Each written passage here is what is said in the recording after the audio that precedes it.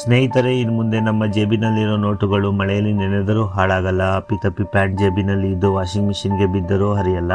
ಹೌದು, ಭಾರತೀಯ reserve bank ಭಾರತದಲ್ಲಿ ಶೀಘ್ರದಲ್ಲೇ ಪ್ಲಾಸ್ಟಿಕ್ ನೋಟುಗಳನ್ನು ತರಲು ದೊಡ್ಡ ಪ್ಲಾನ್ ಮಾಡ್ತಿದೆ. ಏನಿದು ಹೊಸ ಅಪ್ಡೇಟ್ಸ್? ಬನ್ನಿ ಸಿಂಪಲ್ ಆಗಿ ತಿಳಿಸ್ಕೊಡ್ತೀನಿ. ನಾವು ಸದ್ಯಕ್ಕೆ ಬಳಸಿರೋ ನೋಟುಗಳನ್ನು ಕಾಗದದಿಂದ ಅಲ್ಲ, 100% ಹತ್ತಿಯಿಂದ ಮಾಡಲಾಗುತ್ತದೆ. ಅದಕ್ಕೆ ಅವು ಬೇಗ ಕೊಳಕಾಗುತ್ತವೆ ಮತ್ತು ಹರಿದು ಹೋಗುತ್ತವೆ. ಆದರೆ RBI ತರಲು ಉದ್ದೇಶಿಸಿರುವ ಪ್ಲಾಸ್ಟಿಕ್ ನೋಟುಗಳು ಪಾಲಿಮರ್ನಿಂದ ಮಾಡಲಾಗುತ್ತದೆ. ಇವು ಕಾಗದದ ನೋಟುಗಳಿಗಿಂತ ಕನಿಷ್ಠ 4 ಪಟ್ಟು ಹೆಚ್ಚು ಕಾಲ ಬಾಳಿಕೆ ಬರುತ್ತವೆ ಮತ್ತು ಇವುಗಳನ್ನು ನಕಲಿ ಮಾಡುವುದು ಅಸಾಧ್ಯ.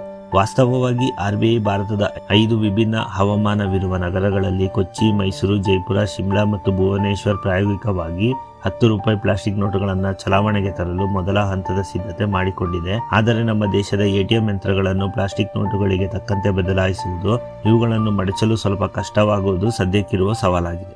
ಭಾರತದಲ್ಲಿ ಕಾಗದ ನೋಟುಗಳ ಬದಲಿಗೆ ಪ್ಲಾಸ್ಟಿಕ್ ನೋಟುಗಳು ಬಂದರೆ ನಿಮಗೇನು ಅನಿಸುತ್ತೆ? ಇದು ಒಳ್ಳೆಯ ನಿರ್ಧಾರನ? ಕಮೆಂಟ್ ಮಾಡಿ ತಿಳಿಸಿ. ಇಂಥದ್ದೇ ಸರಳ ಮಾಹಿತಿಗಾಗಿ ನಮ್ಮ ಸಿಂಪ್ಲಿ ಎಕ್ಸ್ಪ್ಲೈನ್ ಕನ್ನಡ ಚಾನಲ್ಗೆ ಸಬ್ಸ್ಕ್ರೈಬ್ ಮಾಡಿ.